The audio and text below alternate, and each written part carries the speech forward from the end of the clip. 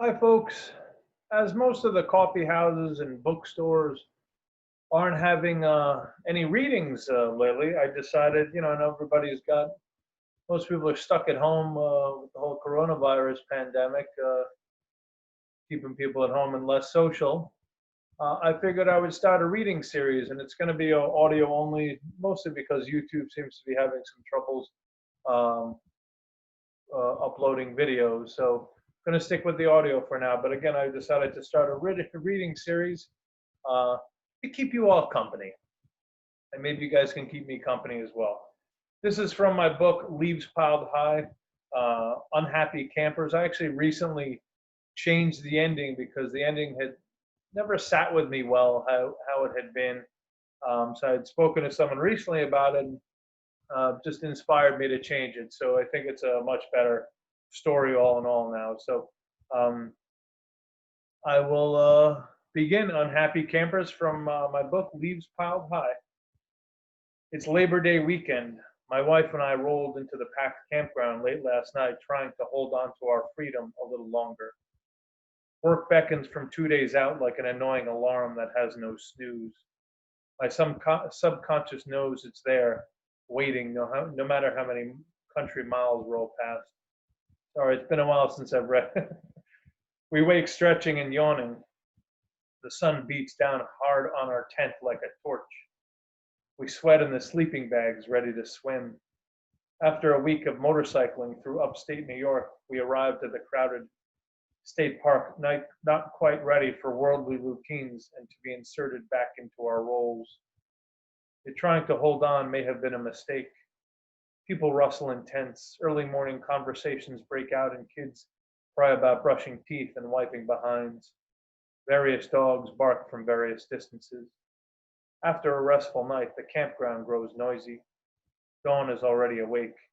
It's so hot, babe, she says, rolling up, kissing my arm, staring at me with her baby blues. Her naked arm is exposed on the upper part of her chest. Her face is fresh with mountain air. Giving me that desirous look, she says, I want you bad, but let's swim first. I like the sound of that, I say, kissing her forehead. We unzip the bags and dig into our packs.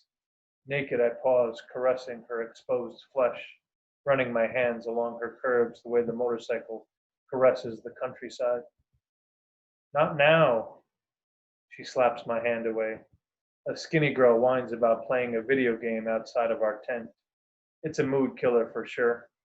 Her slender silhouette projects upon the tent wall like a movie. Shh, Dawn says to me. But I want you, I say, gritting my teeth, retracting my hand, but not before copping another soft feel and receiving a stern look and wagging finger. But naked is a look I don't mind at all. I say, smirking, it'll teach her a lesson if we do it. She frowns at me. Outside is a large field the size of two football fields and more packed than we realized as it runs up to the tree line in dense forest. But there's a beach and lake a few hundred feet away with dark mountain waters and surrounding hills. The music grows dark. The music grows, dogs bark, and children make noise as the campground comes to life. An argument breaks out between a couple a few tents down about leaving food out that animals have gotten into. The day is warm and grass underfoot soft and inviting. The air is fresh, rolling down from the rocky hills with short, stubby pines and foggy sweetness burning off the lake with the rising sun. Ready for a day of sitting, swimming, and doing little else except for my wife later on. Across the field, we reach the bathrooms, which stink like a waste treatment plant without the treatment. Paper towels overflow from the lone garbage can within. The toilets aren't any better. I breathe as little as possible, taking quick, short breaths, then hold one deep down in my chest. Quickly washing up, I get outside. After my escape, I blow out to breathe once again. Phew! Dawn comes bounding out, looking back at the door. That is nasty. Lake water will cleanse it all away. She nods. Let's hope. Crossing Tent City, we see a slender man with short brown hair meditating with crossed legs and eyes closed in front of his tent and what I presume are his four children. The two oldest, no older than 12 and 14, sit with backs straight, palms upright and cupped, feet together and knees folded. He says, "We must find that still quiet voice deep at the base of our stomachs, just beneath the navel. Breathe into this place. It is our connection to God and all truths, to Mother Nature and all that surrounds us. The hair on top is thinned and receded, yet he looks like an ascetic who lived in an ashram and has only recently come down from the mountaintop. Stubble grows upon his face. His younger children may be 5 and 7 years old with golden blonde hair, thick blades of grass. Inhaling into that deep place within, I feel a sense of peace seeing this man. My gaze shifts forward as we continue. A few steps further, we hear disruptive words. "Look at that dumb deer running," spoken by a dirty, blonde-haired fat kid laughing and eating ice cream too early in the day. We glance over to the far side of the field, but don't see any deer, shrug, and move on. Standing at our nylon kingdom, we throw our morning crap inside, grab towels, zip the tent, and head toward our watery therapy. The cold mountain lake will be refreshing, even with all the kids pissing and screeching in it. We move past tents and campers, then further down past fifth wheels and televisions. Why come to the woods to watch television? I've never understood. Just get me to the beach and water. Get me to salvation. Yet a clamor rises as we approach the beach. People are shouting on the other side of Tent City, drawing us in. Dawn and I look at each other, wondering what we've gotten ourselves into. The peace slowly erodes. Home would have been so much quieter. As we clear the remaining tents, a thin old man stands outside, cupping his mouth, shouting to his wife inside, "Martha, come out and look. That dog is chasing a young deer." "What did you say, Paul?"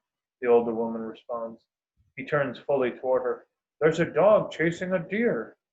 "Oh, that's nice," she says. He turns back, shaking his head, clearly frustrated with their waning mortal attributes, and seeks the deer again, covering his eyes from the sun. Dawn and I watch the old man following the chase along the beach and parking lot. That's when we finally see ourselves intermittently between tents and cars further down. Kids run past in crazed excitement, some hustling with concern. A young black girl carrying a stuffed animal shouts, "Stop! You'll hurt her!" More people shout as we get closer to the beach. Some stand outside of their cars, waiting in line to get into the park. A quiet day at the beach, huh? I say to Dawn and half smile. She grabs for my hand, fixated on the unfolding event as panic creeps onto her face. At the edge of the field near the beach and parking lot, we clear the last row of tents and see a gray dog chasing a deer past cars and campers. We look at each other and think it's cute at first, playful. The dog is just having fun, but more dogs join in the pursuit. I can't help but thinking, this is not fun for the deer. Predator and prey, the bullies and bullied. In a panic, the deer is chased onto the beach, where sunbathers are getting riled up. Sand gets kicked upon towels as the pack tramples by. Confused, the young doe without a mother nearby to guide her is frantic, running out of land. People run after them, trying to stop the dogs. I'll stop there for today, and we'll finish up Unhappy Campers next time for the reading series of Douglas Robbins' Unhappy Campers. We'll see you next time.